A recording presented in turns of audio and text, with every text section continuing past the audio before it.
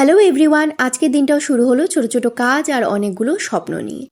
Life doesn't always go the way we planned, এই কথাটার সাথে আমরা সবাই পরিচিত, তবুও জানো তো আমরা কেউ এটা মানতে চাই না।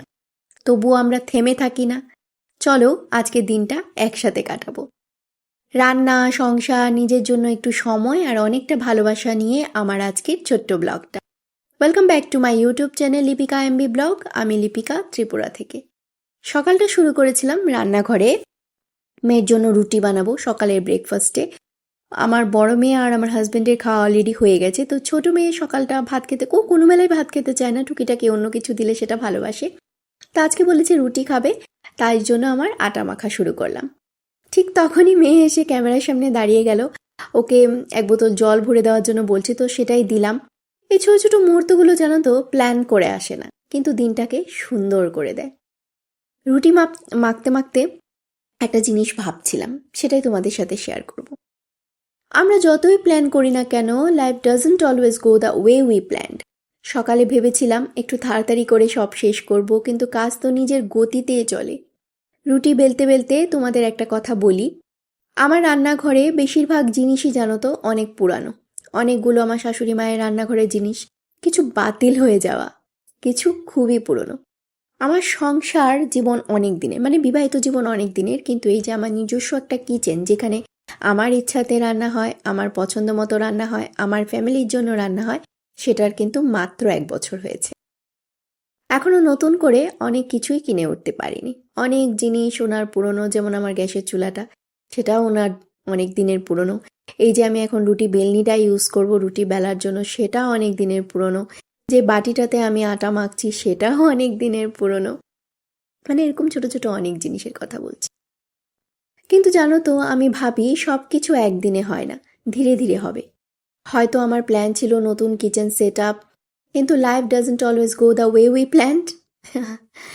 তাই যেটুকু আছে সেটুকু দিয়েই আমার ভালোবাসার রান্নাঘরটাকে সাজিয়েছি।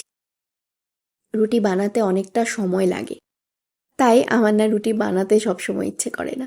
এই যে রুটি বানাতে গেলে মাখতে লাগে, ভালো করে না মাখলে রুটিটা সুন্দর করে হবে না। তারপরে এই যে বেলতে লাগে, এই যে এই বেলনিটা ইউজ করছি, সেটার কথাই বলছিলাম। এইসব কারণগুলোর জন্য তো রুটি বানাতে আমার একদম ইচ্ছে করে না। এর মধ্যে আমার মনে হয় যে এই যতটুকু সময় আমি রুটি বেলা রুটি মাখাতে ইউজ করেছি, মানে ব্যয় করেছি, সেই সময়টাতে আমি এক তরকারি নামিয়ে নিতে পারতাম, ভাত হয়ে যেত আমার। চাল ধুয়ে মানে রেগে বসিয়ে দিলেই ভাত হয়ে যেত।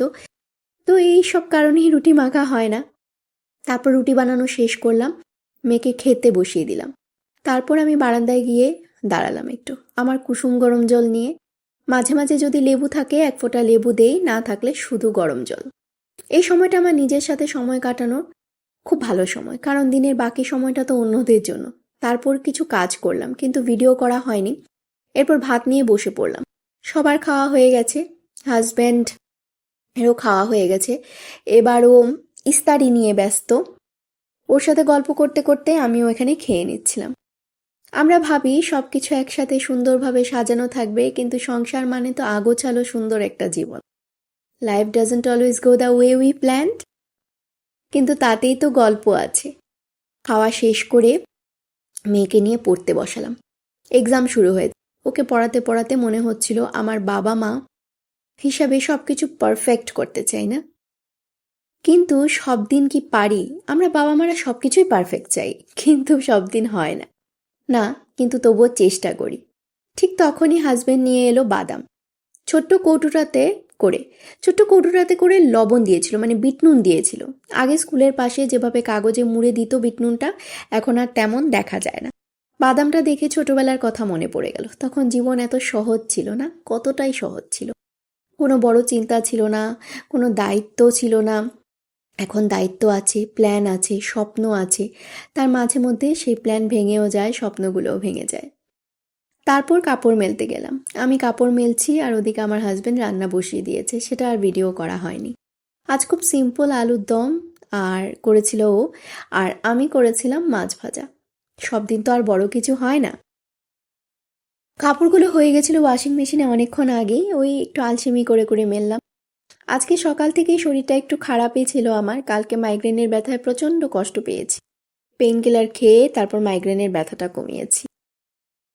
আর অন্য আরেকটু অসুবিধার জন্য আজকের দিনটা একটু আমার খুব স্লোভাবে শুরু হয়েছিল। তারপরেও হাজবেন্ড পাশে থাকাতে, ওর সাপোর্ট থাকাতে আজকের দিনটা আমি কোনোরকমভাবে উতরে নিয়েছিলাম। আমার লাইফটা জানো তো অনেকটাই সিম্পল। স্নান সেরে আমরা সবাই একসাথে খেয়েও নিয়েছিলাম। তারপর বিকালে আমি বারান্দায় বসে একা একা বসেছিলাম। আজ আকাশটা খুব থমথমে।